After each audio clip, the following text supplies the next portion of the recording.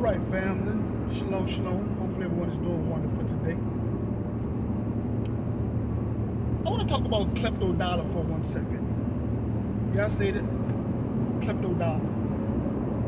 You know, when he has done what he has done to the people, that's stealing. But anyway, most of us have seen or heard within the last few days that he came out, he said that the tithing doctrine or the tithing lessons that he had were incorrect, and to get rid of the books and DVDs or what have you on said lesson. Now, most of us that really study the Bible, we have been knowing this for a while. Matter of fact, I would even be willing to say that that was one of the things that really turned a lot of the people away from said church, or the so-called church. Because when they found out that the so-called priests or ministers were teaching a falsehood. Not just the tithing doctrine, I mean, there's other things, but we'll address that in a minute. But he taught this for years and collected millions. Many people were on fixed income. People was doing hardship, stuff like that. But they were faithful in their tithing. When the tithing would go to the Most High, that 10% would go to the Most High. And then the priests, the Levites, would distribute it amongst the poor, you know, the elderly, or the orphans and the widows. You know, but these were the very same people that's affected today, because the poor will always be amongst us. Now, it's cool to say I'm sorry, but you have to fix and redo the things that you have done. Give back what you have taken by some kind of way. You know, whether you come up with a foundation or some kind of organization or whatever, to reach out to these people that have been struggling. You know, the sick, the elderly, the orphans, and so on and so forth, if you want to do right. Again, I'm not no biblical scholar, but I do study.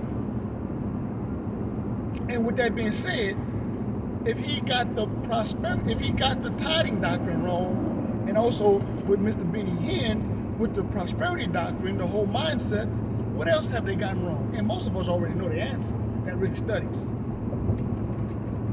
You know? And again, if I'm wrong, I stand corrected, but I've never seen any lessons or any videos on the 7-day Sabbath, that the 7th day, what they call the Saturday, is actually the 7th day of the week, and not Sunday, the first day of the week. The set apart day of the day of worship has always been the 7th day. It's never changed. But they'll say, well, you know, you can worship, and I'm saying the word God, you can worship God any day. But we know that the Most High, Yah, he gave us instructions. He gave us a date. He gave us a set apart date, right? Now, if he was robbing these people financially, what about spiritually? Because again, the Sabbath is a sign between the Most High and his people. And with that being said, the whole mindset is that the so-called church has replaced the Most High's people. Again, you see the amount of damage that's being done. And then the arrogance is, well, I'm doing what most pastors will not do. But see, the problem is he's worried about what most pastors won't do, but you should be doing the will of the Most High. Not worrying about what man do or what man has done. But worry about what are you trying to do as in context of the scriptures in serving the Most High.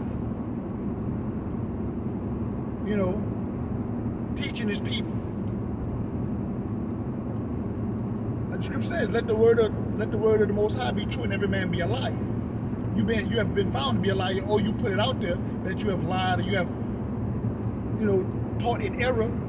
But if you're not really doing some self-examining and going to these other things that you have been in error on, again, what it's really about. Because again, you have not given, again, to my understanding, have not given back the money. You haven't created some kind of system or organization to help these people who the money was supposed to be going to when you collected the money anyway. Which we know that, again, in the scripture, it was all about, the crops, the fruit of the land, wheat, the animals, with the ground, with the garden produced every year, year by year, and twice a year you're supposed to be giving these things. Not supposed to be, you're supposed to be coming to the Most High and not coming empty-handed. But most of the people that really study knows these things. I just want to speak on this right fast. Again, I'm not going to go into a whole lesson behind it, but again, it just food for thought. For me, it's just food for thought. And I hope the people that listen to him and follow him, I hope they really, really think about it, and I hope he open his heart and open up the door where these people can sit down and talk to him, where he can fix this, because this is about not only their soul, but it's about his soul. But anyway, family, I just want to share that right fast. With that being said, as usual, peace, love, shalom.